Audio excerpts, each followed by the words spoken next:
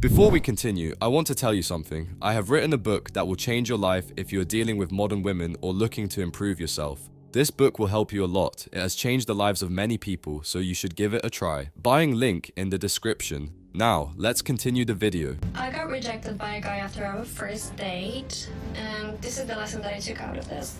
So, I'm not gonna lie, first what I've done was jumping into conclusions of what's wrong with my face, what did I say, what happened, why did he decide after 3 hours that he doesn't want to pursue it at all. And then I realized that actually you have to accept that not everybody's going to like you, and it doesn't mean that there's something wrong with you. Because I was really happy with how I acted and like how the date went. So if you're happy and true to yourself and you're getting out of your comfort zone because you're putting yourself out there, this is a really good sign already. And it's okay to be upset about it, but don't really fixate on it for too long, because honestly, you're not going to be liked by everybody with how the life is. So that's okay. I took the information with grace, and I have time to move on now. Listen, young lady, let's have a candid conversation. While I understand that not everyone will connect with you, it's essential to step back and think about how your recent interaction went. It's natural to want to defend your actions and seek validation, but let's look a little closer. You might already understand the subtleties of how you behaved during your encounter with him, and that's perfectly fine. It's okay to feel good about how you handled yourself. However, there's something important to consider here: being genuine. Here's the thing, the rejection you experience probably isn't about your looks or the exact words you used. It's more likely related to the content or lack thereof in your interactions. You see, men these days are looking for women who offer more than just surface level talk. They want depth, intelligence, and the ability to have meaningful conversations that go beyond the ordinary. Unfortunately, it seems you may have missed the mark in this area. Perhaps your conversations were lacking the intellectual depth that many men seek. Maybe you were stuck in small talk and didn't explore topics that truly spark interest and discussion. But don't lose hope. There's still a chance. It's not just about being attractive. It's about having the mental ability to explore new ideas and add value to your interactions. Many men are drawn to women who have the intellectual curiosity to dive into new subjects, challenge their views, and enhance their lives. The main issue is that there's a modern tendency to focus more on looks than on substance, and it seems you might have fallen into this trap, rushing through conversations without going deeper. This approach can make potential connections feel shallow and unfulfilling. So, young lady, see this as a chance to grow. Embrace who you are, but also work on developing the intellectual curiosity and depth of conversation that will truly make you stand out. Remember, it's not just about making an impression, it's about making a lasting impact. Okay, so I just went to get groceries, and as I'm like pulling up, there's this really cute guy, and I'm like, am I about to meet my husband right now? Anyway, so I go in, grab my few groceries. I see that he's already at the checkout line, so I'm like hustling, like need to get to this man. Beautiful man, by the way. Anyway, so I'm right behind him in line, and I'm like, all right, I need an in. How am I going to talk to this guy? Anyway, so I'm waiting. He's trying to pay, and his Apple Pay won't go through. And I'm like, okay. And he was like about to tell the guy, like the cashier, you can just leave it, like it's fine. And I was, here's my time to be a hero. I'm going to step in. And I'm like, I've got this one. And he's like, no, it's all good. Anyway, so I bought his groceries. He only had a few things. And so I bought his groceries. And then he's like, well, let me get your email. And I should have been like, oh, you get my number instead. I didn't. Big flop on my part. Big flop. Anyway, mans, if you're out there, Stony Plain Safeway, and you just bought, what did you just buy? I think he had tortillas. He had almond milk. He had tortillas and rice and marble cheese. That's you. And you're single. If you have a girlfriend, disregard. But if that's you and you're single, let's find this man. This woman wants to have everything her way, as the saying goes, and this behavior is becoming all too common among modern women today. It's disheartening to see how shameless it has become. Just the other day, while walking through the grocery store, she couldn't help but be drawn to a man who caught her attention. His rugged good looks and confident attitude had her swooning, like a teenager at a boy band concert. Honestly, it's a bit pathetic, and to be brutally honest, she's probably a divorced woman. It seems typical, doesn't it?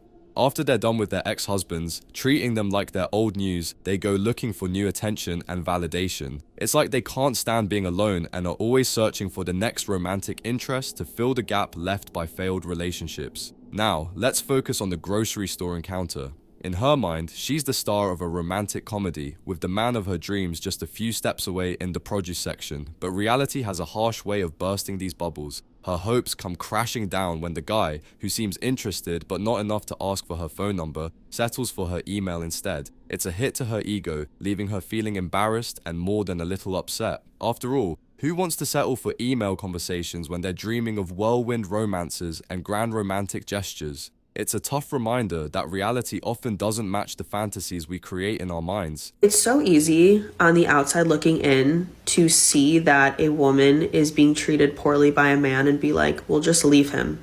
Stop texting him, ghost him, tell him you want to be done. And you would think it should be that simple. But the thing is, at least for me, when I was experiencing this myself, it truly felt like there was something else taking over my body and controlling all of my thoughts and actions. Basically, going back to someone over and over and over again for years that like I consciously knew was bad for me.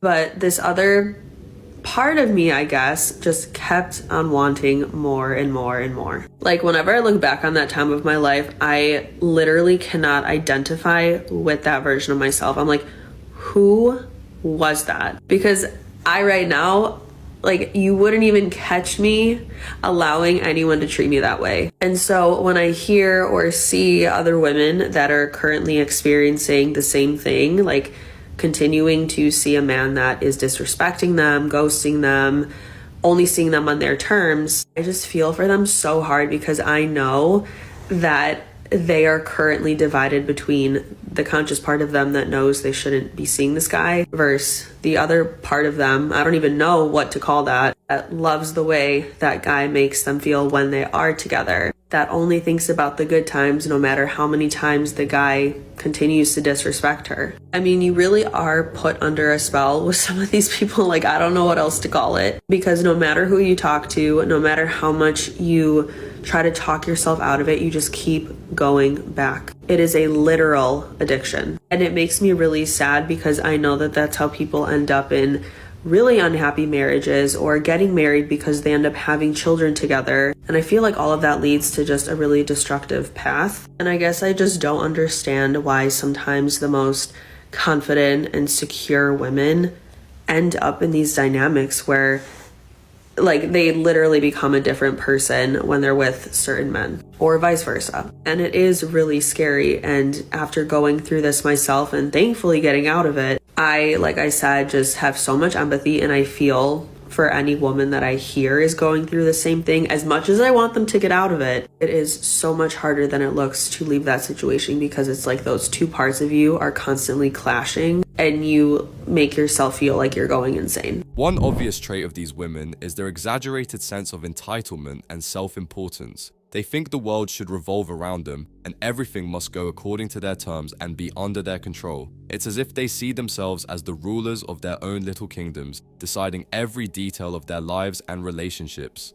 Now, let's talk about disrespect. This isn't a new tactic at all. In fact, it often goes both ways. A man who disrespects a woman might have experienced a lot of disrespect from her too. It's a vicious cycle that promotes toxic behavior and destroys the foundation of mutual respect in any relationship. But here's where it gets really complicated: the divided mind. When she can no longer manipulate you to do what she wants, she'll start playing mind games and making you question your own intentions. This is classic projection. She's blaming you for her own faults to stay in control. And just when you think you've broken free, she pulls you back in with inconsistent rewards and manipulative tactics. It's a calculated strategy designed to keep you guessing and under her influence, ensuring she always has the upper hand in the relationship. Sadly, many of these women end up as single mothers, having to navigate the challenging waters of parenthood on their own. Instead of taking responsibility for their actions, they often reinvent themselves as online dating coaches, giving questionable advice and tips on social media. It's a desperate attempt to regain control and seek validation, but in reality, it only continues the cycle of toxicity and manipulation. Dating men is so wild. They'll literally tell you, I like you so much, you're this, you're that. They'll be like, let's check out this place together. Let's go on this trip together. And then you'll never hear from them again. When you find yourself repeating what she says, it's a clear sign that you've lost your sense of reason and trust in yourself. It's just sad. Let's be clear. If a man doesn't keep a promise, it doesn't automatically make dating him strange. Plans can change and expectations can shift. That's just part of life's unpredictability. But here's the real issue. Many modern women lack self-reflection and the ability to think ahead. They stick to a narrow path, never stopping to think about the bigger picture. They're focused on instant gratification, living in the moment without considering the long-term consequences. Let's be honest, these women can make life unnecessarily difficult for men. It's like they're set on causing chaos just for their own short-lived satisfaction. Remember the story of Eve in the Bible?